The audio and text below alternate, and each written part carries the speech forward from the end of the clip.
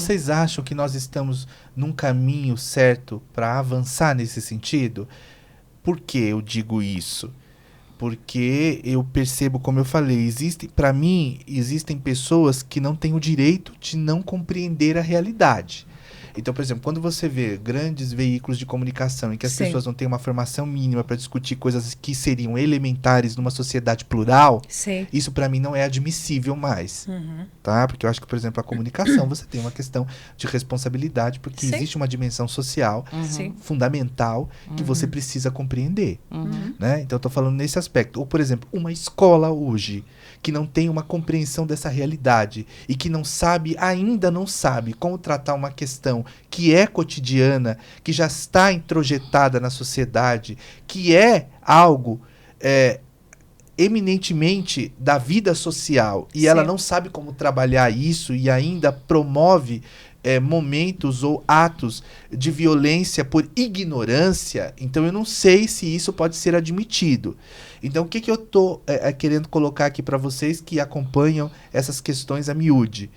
Eu estou dizendo o seguinte: vocês, pela experiência que vocês têm, pelas vivências de vocês, consideram que nós estamos de fato avançando, ou, na verdade, hoje existe mais visibilidade de um grupo, o que não se constitui necessariamente num avanço quanto ao comportamento social em relação às pessoas LGBT? Eu acho que já avançou bastante, mas ainda tem muito a melhorar.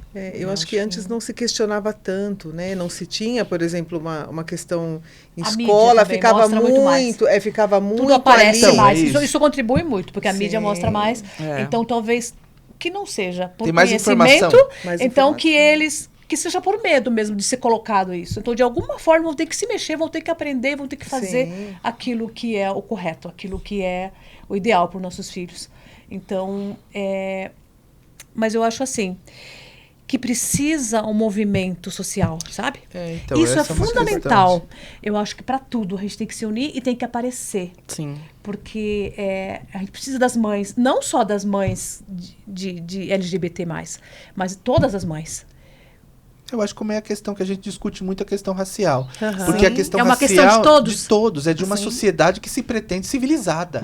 Ou com um padrão mínimo, né? Um padrão civilizatório mínimo. Porque como que a gente pode falar numa sociedade, de fato, que queira estar num patamar de uma sociedade civilizada, se você não tem respeito ou ainda acha que existem pessoas que são menos iguais que as outras? Sim. Isso não é mais admissível. Não é mais. A gente não admite mais. Não pode ser conivente mais com esse tipo de situação.